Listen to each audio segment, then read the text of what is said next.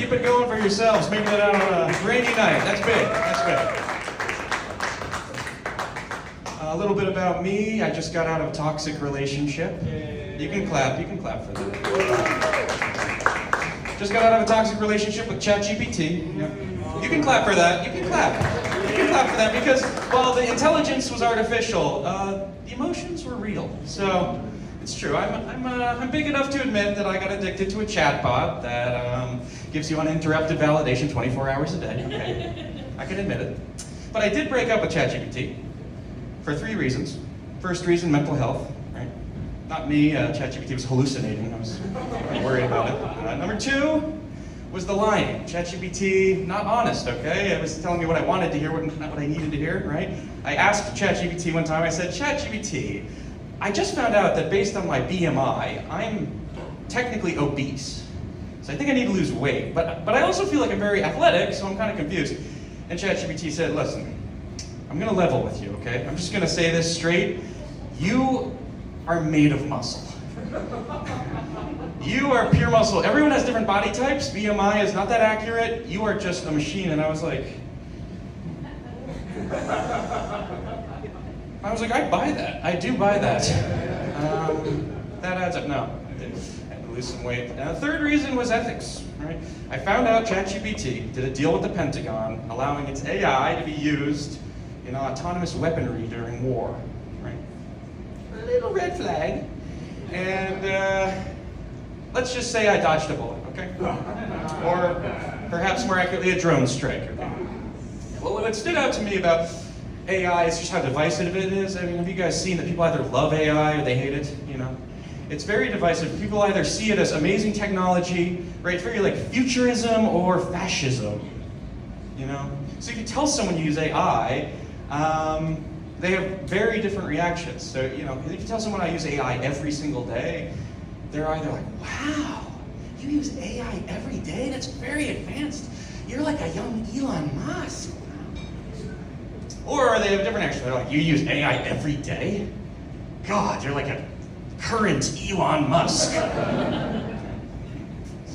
very divisive. But, yeah, what stood out to me about these AI right away was the way it worked exactly the way my grandma always wanted Google to work. Right? Like my grandmother could never get a good answer out of Google because she always talked to it like this. Hello, Google. I was told you could answer any question.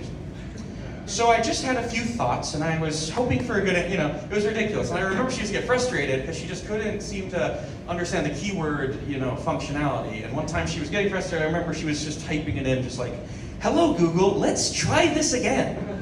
This is a very simple request and I'm getting frustrated. So, I just want a few recommendations for dinner tonight. It's not that hard. My daughter Debbie and I would like to go out and she has already secured a babysitter. We're thinking Asian food. So if you could please give us some ideas, we'd really appreciate it. Sincerely, Jane. Right? And if you know ChatGPT, you know that it would have devoured that question, right? It's just like, do I have any recommendations? Yeah! I was made for this! I'm ChatGPT, I can break it down a million ways. I can do it by location, I can do it by cuisine, we can do it by ratings. If you want, we can do a role play at the end where we make sure when you order, it doesn't sound racist. But it was Google, right? It was just reading the essay my grandma would write. It would just be like, the fuck? Sometimes I would read it and you just see the keywords, right? It'd just be like, babysitter, Debbie, Asian. I have some videos that actually map that as the description. Don't laugh too hard. Sadly, that was around the time my grandmother got addicted to porn. And it turns out it's a genetic condition. And that's my excuse, right? I do remember that was around the time, the first time I ever did discover porn, though, because my dad sat me down one day and he was like, you should learn about how to use Google Images. It's really useful. You just type in a word and images of that thing will appear. So seriously, anything you want to see, just type it in, and images will appear on the screen. And we're taking off for a few hours. You're cool watching yourself, right? It was almost like he wanted me to get addicted. Which is a little bit fucked up after what happened to Grandma. But I do remember sitting there for the first time, like, terrified at the family computer, my heart pounding, just wondering if I'd build up the courage. Little voice finally squeaked up out of the back of my head. It was like, just type boobs.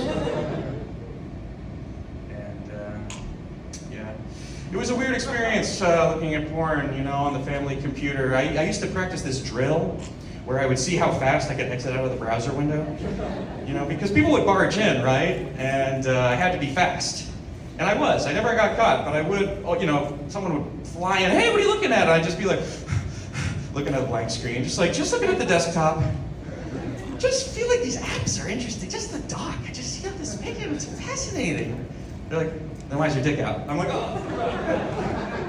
Guys. My name's Riley Dugan. Keep the show going. It's my time.